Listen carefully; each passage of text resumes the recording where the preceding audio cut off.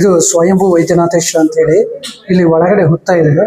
ಇಲ್ಲಿ ಚರ್ಮ ಕಾಯಿಲೆಗಳು, ಆರೋಗ್ಯದ ಸಮಸ್ಯೆಗಳು ಏನಾದ್ರು ಇದ್ರೆ ಯಾರೇ ಇದ್ರು ಇಲ್ಲಿ ಬಂದು ನದಿಲಿ ಸ್ನಾನ ಮಾಡಿ ಒದ್ದೆ ಬಟ್ಟೆ ಪ್ರದಕ್ಷಿಣೆ ಮಾಡಿ ಆ ಹುತ್ತದ ಪ್ರಸಾದ ಪ್ರತಿ ದಿವಸನೂ ಕೊಡ್ತೀವಿ. 10 ರಿಂದ 12 ತನಕ ಕೊಡ್ತೀವಿ. ಚರ್ಮ ಸಮಸ್ಯೆ ಏನಾರ ಬಂದರೆ ಕೇಳ್ಬಿಟ್ಟು ಇಲ್ಲಿ ಸ್ವಾಮಿ ಪ್ರಸಾದ ಕೊಡ್ತಾರೆ. ಅದನ್ನ ಇಸ್ಕೊಂಡು ಅವ್ರು ಹೇಳಿದ ರೀತಿ ಮಾಡಿದ್ರೆ ನಮ್ಗೆ ಸಮಸ್ಯೆ ಎಲ್ಲ ವಾಸಿ ಆಗುತ್ತೆ. ಹಾಯ್, ಹಲೋ, ನಮಸ್ಕಾರ. ನಾನು ನಿಮ್ಮ ರಾಯರ್ ಭಕ್ತ ಶಿವಕುಮಾರ. RBS 666 ಚಾನಲ್ಗೆ ಸ್ವಾಗತ, ಸುಸ್ವಾಗತ. ನಾನಿವತ್ತು ವೈದ್ಯನಾಥೇಶ್ವರ ಮದ್ದೂರಲ್ಲಿರುವಂತಹ ವೈದ್ಯಪುರಕ್ಕೆ ಬಂದಿದ್ದೀವಿ. ಇಲ್ಲಿನ ವಿಶೇಷತೆ ಯಾವ ರೀತಿ ಇದೆ, ಇಲ್ಲಿ ಯಾವ್ಯಾವ ರೀತಿ ಚರ್ಮ ಕಾಯಿಲೆಗಳಿಗೆ ಒಳ್ಳೆಯದಾಗುತ್ತೆ ಅನ್ನೋದನ್ನು ಕೂಡ ತಿಳ್ಕೊಳ್ಳೋಣ. ಹಾಗೆ ಇಲ್ಲಿನ ವಿಶೇಷತೆ ಯಾವ ರೀತಿ ಇತ್ತು, ವೈದ್ಯನಾಥ ಅಂತ ಏನಕ್ಕೆ ಬಂತು ಅನ್ನೋದನ್ನು ಕೂಡ ತಿಳ್ಕೊಳ್ಳೋಣ. ಬನ್ನಿ, ಈಗ ದೇವಸ್ಥಾನದ ಒಳಗಡೆ ಹೋಗೋಣ. ಈಗ ನಾವು ಹೋಗುತ್ತಿರುವಂತಹ ಕ್ಷೇತ್ರ ಕದಂಬ ತೀರ್ಥಕ್ಷೇತ್ರ, ಶ್ರೀ ಪ್ರಸನ್ನ ಪಾರ್ವತಿ ವೈದ್ಯನಾಥೇಶ್ವರ ಕ್ಷೇತ್ರ. ಸುಮಾರು 2000 ವರ್ಷಗಳ ಹಿಂದೆ ನಗರ ಪಟ್ಟಣವೆಂಬ ಗ್ರಾಮವಿತ್ತು. ಅಲ್ಲಿ ಪಾಳೆಗಾರರು ಆಡಳಿತ ನಡೆಸುತ್ತಿದ್ದರು. ಅದರಲ್ಲಿ ಒಂದು ಗೋಶಾಲೆ ಕೂಡ ಇತ್ತು. ಅದರಲ್ಲಿ ಗೋವುಗಳೆಲ್ಲ ಕಾಡಿಗೆ ಬಂದು ಹುಲ್ಲನ್ನು ಮೇಯ್ದು ಗೋಶಾಲೆಗೆ ಹಿಂತಿರುಗುತ್ತಿದ್ದವು. ಅದರಲ್ಲಿ ಒಂದು ಹಸುವು ಕಾಡಿನಲ್ಲಿರುವಂತಹ ಒಂದು ಹುತ್ತಕ್ಕೆ ಹಾಲನ್ನು ಕೊಟ್ಟು ಗೋಶಾಲೆಯಲ್ಲಿ ಹಾಲನ್ನು ಕೊಡುತ್ತಿರಲಿಲ್ಲ. ಪ್ರತಿದಿನ ಹೀಗೆಯೇ ನಡೆಯುತ್ತಿತ್ತು. ಈ ವಿಷಯವನ್ನು ಗಮನಿಸಿದ ಭಟರು ಪಾಳೆಗಾರರಿಗೆ ತಿಳಿಸಿದರು. ಮರುದಿನ ಸ್ವತಃ ಪಾಳೆಗಾರರೇ ಕಾಡಿಗೆ ಬಂದು ಹಸುವು ಹುತ್ತಕ್ಕೆ ಹಾಲನ್ನು ಕೊಡುತ್ತಿರುವುದನ್ನು ಕಂಡು ಆಶ್ಚರ್ಯಗೊಂಡರು.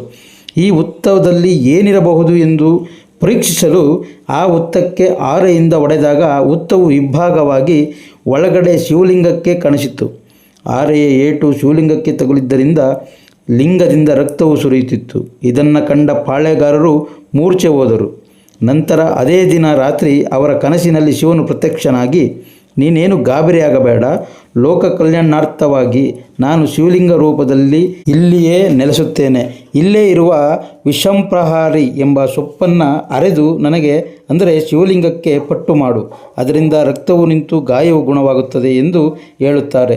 ಅಲ್ಲದೆ ನಿನಗೆ ನಾನೇ ಔಷಧಿಯನ್ನು ಹೇಳಿದ್ದರಿಂದ ನನಗೆ ವೈದ್ಯನಾಥೇಶ್ವರ ಎಂದು ಹೆಸರಿಡು ಅಂತ ಹೇಳುತ್ತಾರೆ. ಈ ಕ್ಷೇತ್ರಕ್ಕೆ ವೈದ್ಯನಾಥಪುರ ಎಂದು ನಾಮಕರಣ ಮಾಡು ಎಂದು ಹೇಳುತ್ತಾರೆ. ಹಾಗೂ ಇಲ್ಲಿ ಕದಂಬಾ ನದಿಯು, ಅಂದರೆ ಶಿಂಸಾ ನದಿಯನ್ನು ಕದಂಬಾ ನದಿ ಎಂದು ಕರೆಯುತ್ತಿದ್ದರು. ಈ ನದಿಯಲ್ಲಿ ಸ್ನಾನ ಮಾಡಿ ಒದ್ದೆ ಬಟ್ಟೆಯಲ್ಲಿ ಸೇವೆ ಮಾಡಿ ಈ ನನ್ನ ಹುತ್ತದ ಪ್ರಸಾದವನ್ನು ಸ್ವೀಕರಿಸುತ್ತಾರೋ ಅವರಿಗೆ ಸರ್ಪರೋಗಗಳಿಂದ ನಿವಾರಣೆಯಾಗಲಿ ಎಂದು ಹೇಳಿ ಅದೃಶ್ಯರಾಗುತ್ತಾರೆ. ಇಂಥ ಪುಣ್ಯ ಕ್ಷೇತ್ರಕ್ಕೆ ಒಮ್ಮೆ ಆದರೂ ಭೇಟಿ ಕೊಟ್ಟು ನೋಡಿ. ವೈದ್ಯನಾಥೇಶ್ವರ ಮದ್ದೂರಲ್ಲಿರುವಂತಹ ವೈದ್ಯನಾಥೇಶ್ವರ ದೇವಸ್ಥಾನ ತುಂಬ ಪವರ್ಫುಲ್ ಆದಂತಹ ದೇವಸ್ಥಾನ. ಇಲ್ಲಿನ ವಿಶೇಷತೆ ತಿಳ್ಕೋಬೇಕು ಅಂತಂದರೆ ಇಲ್ಲಿ ಅರ್ಚಕರ ಬಗ್ಗೆ ತಿಳಿಸ್ಕೊಡ್ತೀನಿ ಯಾವ ರೀತಿ ಇದೆ ಅನ್ನೋದನ್ನು ಕೂಡ. ಇಲ್ಲಿ ಹೊಳೆ ಹತ್ರ ಉಪ್ಪು ಮತ್ತು ನಿಮ್ಮ ದೃಷ್ಟಿ ದೋಷವನ್ನು ಕೂಡ ಕಳೆಯುವಂತಹ ಪುಣ್ಯ ಕ್ಷೇತ್ರ ಅಂದರೆ ಇದು ವೈದ್ಯನಾಥೇಶ್ವರ ದೇವಸ್ಥಾನ. ಈ ದೇವರ ಆಜ್ಞೆಯಂತೆ ಪಾಳೆಗಾರರು ಗರ್ಭಾಂಕಣವನ್ನು ಕಟ್ಟಿಸಿ ಶ್ರೀಯವರಿಗೆ ನಿರಂತರ ಸೇವೆಯನ್ನು ಮಾಡುತ್ತಾ ಬರುತ್ತಿರುತ್ತಾರೆ. ಇಲ್ಲಿರುವ ಶಾಸನಗಳ ಪ್ರಕಾರ ಚೋಳರು, ಗಂಗರು, ಹೊಯ್ಸಳರು ಸಹ ವೈದ್ಯನಾಥೇಶ್ವರ ಸ್ವಾಮಿಗೆ ನವರಂಗ, ಸಕುಸಾನಿ, ಚಂದ್ರಸಾಲೆಗಳನ್ನು ಕಟ್ಟಿಸಿ ಪೂಜಿಸಲಾಗಿದೆ ಎಂಬುದು ಬರೆಯಲಾಗಿದೆ. ವೈದ್ಯನಾಥೇಶ್ವರ ಸ್ವಾಮಿಯವರ ದೇವಾಲಯದಲ್ಲಿ ನೀಡುವ ಹುತ್ತದ ಪ್ರಸಾದವನ್ನು ಚರ್ಮ ಕಾಯಿಲೆ ಇರುವಂಥವರು ಉಪಯೋಗಿಸುವುದರಿಂದ ಅದರ ಚರ್ಮ ಕಾಯಿಲೆ ನಿವಾರಣೆಯಾಗುತ್ತದೆ ಎಂಬುದು ಇಲ್ಲಿನ ಪ್ರತೀತಿ. ಸರ್ಪದೋಷ, ಕುಜದೋಷ ಇರುವಂತಹವರು ಸಹ ಇಲ್ಲಿಗೆ ಬಂದು ಸೇವೆ ಸಲ್ಲಿಸಿದರೆ ಉತ್ತಮ ಫಲಗಳನ್ನು ಹೊಂದಬಹುದಾಗಿದೆ. ಇಲ್ಲಿ ಯಾವುದೇ ಕಾರಣಕ್ಕೂ ಕಾಲಿಗೆ, ಅಂದರೆ ಅಂಗಾಲಿಗೆ ಈ ಹುತ್ತದ ಪ್ರಸಾದವನ್ನು ಟಚ್ ಮಾಡಲೇಬಾರದು. ಏನಕ್ಕೆ ಅಂತಂದರೆ ಬೇರೆ ಅಂಗಗಳಿಗೆ ಎಲ್ಲಿ ಬೇಕಾದರೂ ಹಚ್ಬೋದು. ಕಾಲಲ್ಲಾಗಿದ್ದರೆ ಮಾತ್ರ ನೀವು ಅದನ್ನು ನೀರಲ್ಲಿ ಕಲಸಿ ಹೊಟ್ಟೆಗೆ ಸೇವಿಸ್ಬೋದು. ಏಕೆಂದರೆ ಕಾಲಿಗೆ ಯಾವುದೇ ಕಾರಣಕ್ಕೂ ಟಚ್ ಮಾಡಲೇಬಾರದು. ಅಂಥ ಪುಣ್ಯ ಪ್ರಸಾದವನ್ನು ಕಾಲಿಗೆ ಒತ್ತಬಾರ್ದು ಅನ್ನೋದು ಇಲ್ಲಿ ಪ್ರತೀತಿಯಾಗಿದೆ. ಅದನ್ನು ಈಗಲೂ ಕೂಡ ಜನಗಳು ಅದನ್ನೇ ಕೂಡ ನಡೆಸ್ಕೊಂಡು ಬರ್ತಾಯಿದ್ದಾರೆ. ನೀವು ಕೂಡ ಯಾವುದೇ ಕಾಯಿಲೆ ಇರಲಿ, ಚರ್ಮ ಕಾಯಿಲೆ ಆಗಿರಲಿ, ಮನರೋಗ ಕಾಯಿಲೆ ಆಗಿರಲಿ, ನಿಮಗೆ ಒಂಥರ ದೆವ್ವ ಹಿಡಿದಂಥವ್ರು ಆಗಿರಲಿ, ಇಲ್ಲಿಗೆ ಬಂದು ನೀವು ಪೂಜೆ ಮಾಡಿ ದೇವರ ದರ್ಶನ ಮಾಡಿದ್ರೆ ಸಾಕು. ನಿಮ್ಮ ಇಷ್ಟಾರ್ಥಗಳೆಲ್ಲ ನೆರವೇರಿ ನಿಮ್ಮ ಚರ್ಮ ಕಾಯಿಲೆಗಳೆಲ್ಲ ದೂರವಾಗಿ ನಿಮ್ಮ ಇಷ್ಟಾರ್ಥ ಕೋರಿಕೆಗಳನ್ನು ನೆರವೇರಿಸುವಂತಹ ವೈದ್ಯನಾಥೇಶ್ವರ ದೇವಾಲಯ ಇರುವುದು ಮದ್ದೂರಿನಲ್ಲಿ. ಈ ಡಿಸ್ಕ್ರಿಪ್ಷನ್ ಬಾಕ್ಸಲ್ಲಿ ಇದರ ಫೋನ್ ನಂಬರು ಮತ್ತು ಅರ್ಚಕರ ಫೋನ್ ನಂಬರು ಹಾಕಿರ್ತೀನಿ, ಗೂಗಲ್ ಮ್ಯಾಪು ಕೂಡ ಹಾಕಿರ್ತೀನಿ, ಚೆಕ್ ಮಾಡಿಕೊಂಡು ಕೂಡ ಬರ್ಬೋದು. ಈಗ ಬನ್ನಿ ಅರ್ಚಕರನ್ನ ಮಾತಾಡ್ಸೋಣ. ಅರ್ಚಕರು ಎಷ್ಟು ವರ್ಷದಿಂದ ಇಲ್ಲಿ ಪೂಜೆ ಮಾಡ್ತಾಯಿದ್ದಾರೆ, ಇಲ್ಲಿ ಯಾವ್ಯಾವ ವ್ರತಗಳನ್ನು ನಾವು ಮಾಡಬೇಕು ಅನ್ನೋದನ್ನು ಕೂಡ ಕೇಳಿ ತಿಳ್ಕೊಳ್ಳೋಣ. ಬನ್ನಿ ಈಗ ಅರ್ಚಕರನ್ನ ಮಾತಾಡ್ಸೋಣ.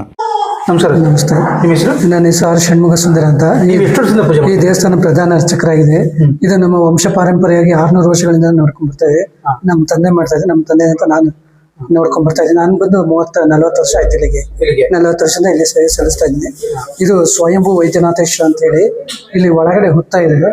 ಇಲ್ಲಿ ಚರ್ಮ ಕಾಯಿಲೆಗಳು, ಆರೋಗ್ಯದ ಸಮಸ್ಯೆಗಳು ಏನಾದ್ರು ಇದ್ರೆ ಯಾರೇ ಇದ್ರು ಇಲ್ಲಿ ಬಂದು ನದಿಲಿ ಸ್ನಾನ ಮಾಡಿ ಒದ್ದೆ ಬಟ್ಟೆ ಪ್ರದಕ್ಷಿಣೆ ಮಾಡಿ ಆ ಹುತ್ತದ ಪ್ರಸಾದ ಪ್ರತಿ ದಿವಸನೂ ಕೊಡ್ತೀವಿ.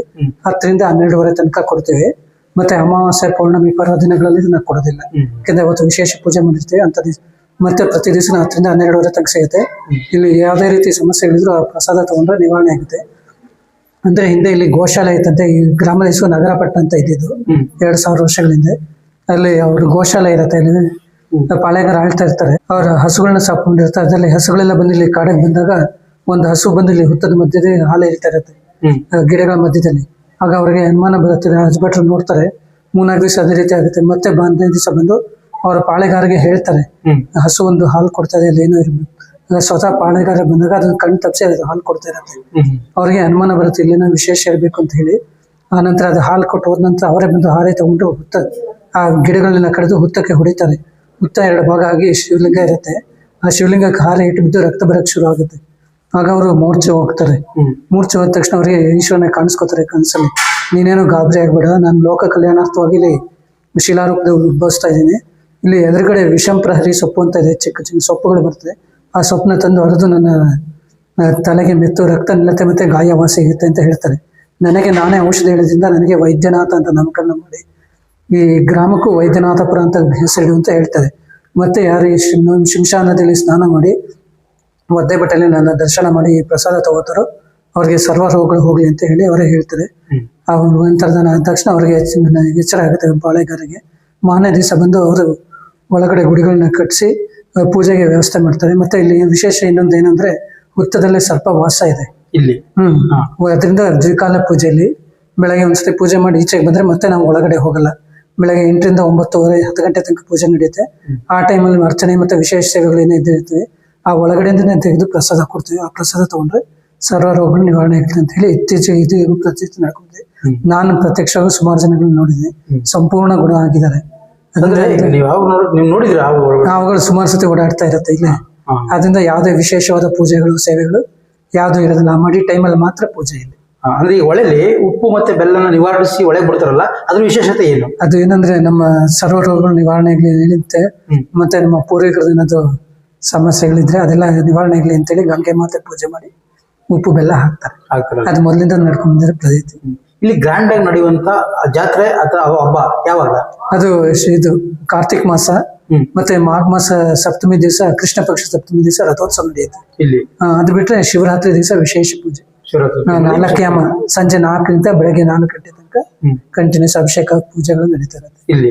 ಕಾರ್ತಿಕ್ ಮಾಸ ಮತ್ತೆ ಶ್ರಾವಣ ಮಾಸ ವಿಶೇಷ ಪೂಜೆಗಳು ಈಶ್ವರ. ಸರಿ ಸರ್, ಧನ್ಯವಾದ ಅಮ್ಮ. ನಮಸ್ಕಾರ. ನಮಸ್ಕಾರ. ನಿಮ್ಮ ಹೆಸರು? ಅನ್ಸೂಯ ಅಂತ. ನೀವು ಎಷ್ಟು ವರ್ಷದಿಂದ ಇದ್ದೀರಿ ಇಲ್ಲಿ? ನಾವು 25 ವರ್ಷದಿಂದ ಬರ್ತಾ ಇದೀವಿ. ಇಲ್ಲೇ ಇದ್ರಿ. ಅಂದ್ರೆ ಇದು ಎಷ್ಟು ವರ್ಷದ ಪುರಾತನದ್ದು? ಇಲ್ಲಿನ ವಿಶೇಷತೆ ಏನು? ಇದು 2000 ವರ್ಷದ ಹಳೆ ದೇವಸ್ಥಾನ. 2000 ವರ್ಷದ್ದು? 2000 ವರ್ಷದ್ದು. ಇದು ಏನಂದ್ರೆ ಹುತ್ತದ ಸ್ವಾಮಿ ಪಕ್ಕದಲ್ಲಿ, ಈ ಲಿಂಗ ಪಕ್ಕದಲ್ಲಿ ಹುತ್ತ ಇದೆ. ಚರ್ಮ ಸಮಸ್ಯೆ ಏನಾರ ಬಂದರೆ ಕೇಳ್ಬಿಟ್ಟು ಇಲ್ಲಿ ಸ್ವಾಮಿ ಪ್ರಸಾದ ಕೊಡ್ತಾರೆ.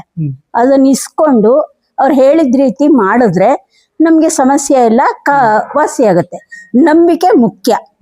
ನಂಬಿಕೆ ಹಾಳು ಮಾಡ್ಕೊಂಡ್ರೆ ನಂಬಿಕೆ ಅಲ್ಲ ಅದು. ಆದ್ರಿಂದ ನಂಬಿಕೆಯಾಗಿ ಓಡಾಡ್ಬೇಕು ಜನಗಳು. ಭಕ್ತರೆಲ್ಲರೂ ಒಪ್ಪಿಗೆಯಿಂದ ಬರ್ತಾರೆ ಯಾವಾಗ್ಲೂ.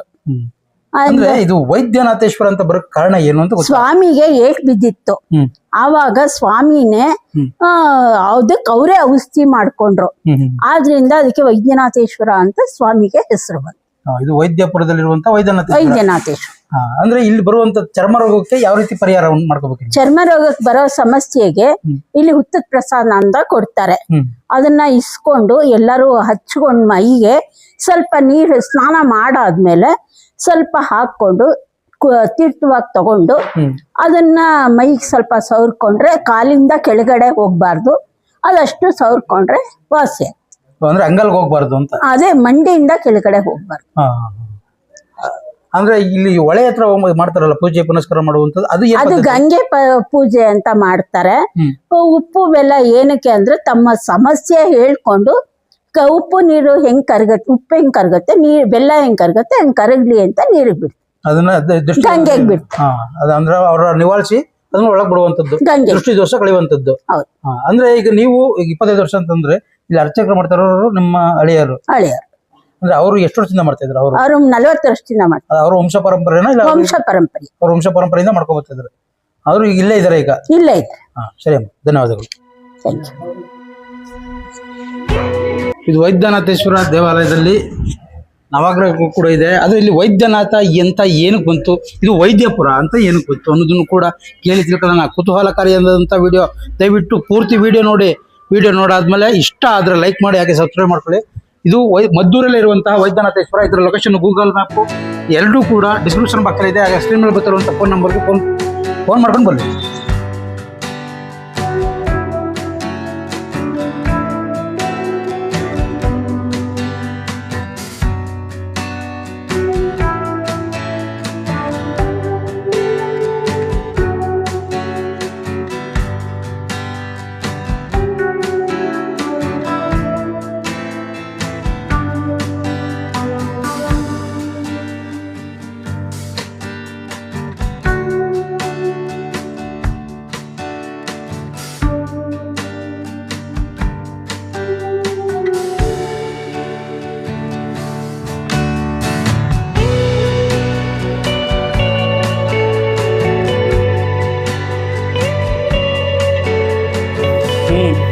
ಆಗಿನ ಕಾಲದಲ್ಲಿ ಒಂಥರ